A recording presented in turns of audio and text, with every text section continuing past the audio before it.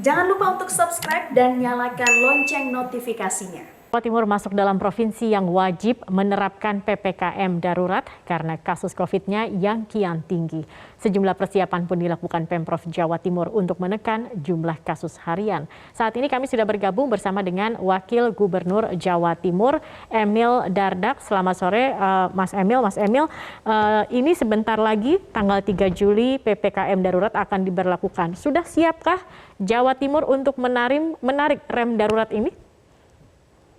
Insya Allah, memang kalau kita mendengar bahwa PPKM darurat ini relatif ada kemiripannya dengan PSBB dalam konteks membatasi sektor-sektor yang tidak dianggap esensial dan kritikal dari kegiatan yang sifatnya fisik, diarahkan ke daring atau work from home. Ini memang penerapan PSBB di semester 1 tahun 2020 sudah pernah dilakukan oleh Jawa Timur untuk wilayah Surabaya Raya dan Malang Raya. Namun kali ini dengan pengecualian Sumeneb dan Kabupaten Probolinggo, seluruh wilayah ini masuk ke kategori asesmen 3 atau 4 sehingga akan menerapkan PPKM darurat. Untuk itu selama beberapa waktu terakhir, sembari menunggu finalisasi kita sudah mulai bersiap-siap dan tentunya pelaksanaan ini akan ditopang juga oleh pengalaman kita melaksanakan PPKM maupun operasi justisi. Baik, Mas Emil, lalu kemudian terkait dengan pembatasan kegiatan masyarakat dan pergerakan, bagaimana kemudian sosialisasi yang diberikan kepada masyarakat dan juga bagaimana nantinya mekanisme untuk penerapannya? Baik, tentunya masyarakat satu hal yang mereka semua sadari saat ini, rumah sakit penuh dan COVID meningkat pesat. Angka kita hari ini lebih tinggi dari kemarin, di kisaran 1.300 menjelang 1.400, sedangkan yang tertinggi pada bulan Januari saat ada lonjakan kasus awal tahun, ini di 1.100-an. Jadi di saat yang sama, walaupun kita sudah meningkatkan ribuan tempat tidur, tetapi keterisiannya sangat cepat. Artinya lebih banyak lagi yang mengalami gejala.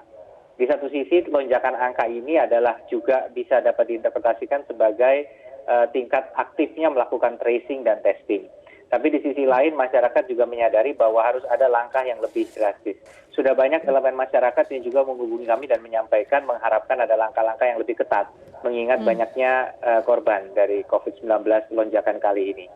Baik, Mas Emil, kami juga ingin tahu bagaimana pendapat Anda dalam PPKM darurat ini. Tadi disampaikan bahwa kepala daerah yang tidak melaksanakan PPKM selama periode PPKM darurat dan ketentuan ini akan diberikan sanksi mulai dari teguran tertulis hingga sanksi pemberhentian sementara. Apa pendapat Anda? Ya, salah satu kepala daerah, Pak Wali Kota Malang menyampaikan justru bahwa beliau berharap PPKM dilakukan secara nasional. Artinya sebenarnya kepala daerah pada intinya mengharapkan adanya direction yang clear karena kedekatan kami dengan masyarakat di bawah memang selalu ada yang tentunya dirugikan dari hal seperti ini secara ekonomi. Namun insya Allah diuntungkan secara kesehatan dan nyawa.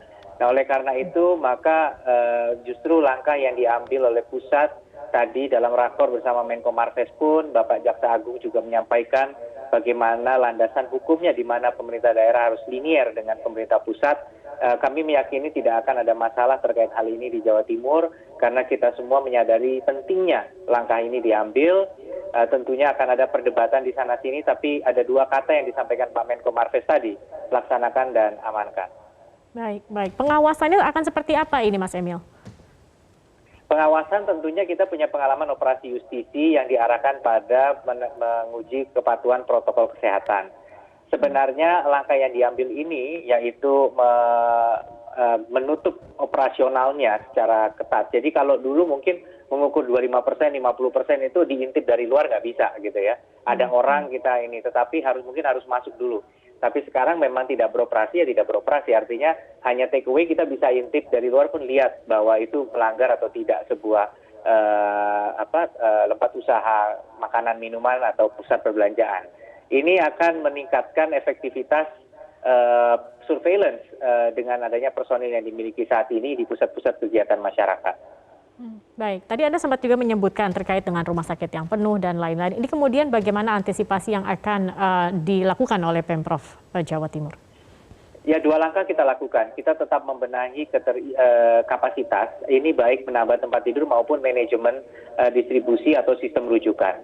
kami kemarin ke Madiun ternyata ada rujukan yang datang misalnya dari daerah yang jauh seperti Lamongan maupun Mojokerto yang tidak diketahui oleh bupati dan wali kota masing-masing gitu ya. Sedangkan di sana sebenarnya juga sudah mengembangkan fasilitas untuk menyangga rumah sakit. Pasien tadi Pak Menteri Kesehatan menegaskan bahwa pasien yang bergejala sedang ke atas sajalah yang diutamakan di rumah sakit.